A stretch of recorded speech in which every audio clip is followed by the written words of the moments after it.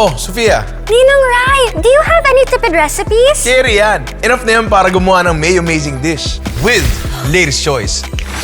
Oh, pindutin mo na. Uy! Creamy ramen. Ano, subukan natin? G!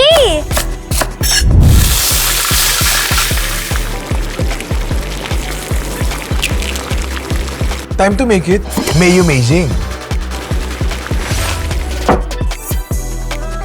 Ooh, legit!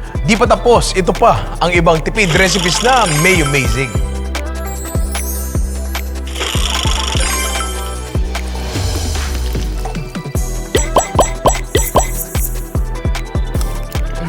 This is so good! Mayomazing! Kahit limitado ang budget, kaya pa rin gawing Mayomazing ang everyday dishes with latest choice. Ito lang ha, ito lang marami. Can I have this one? Half. Okay, half. You get the carrots, I get the tuna. Okay.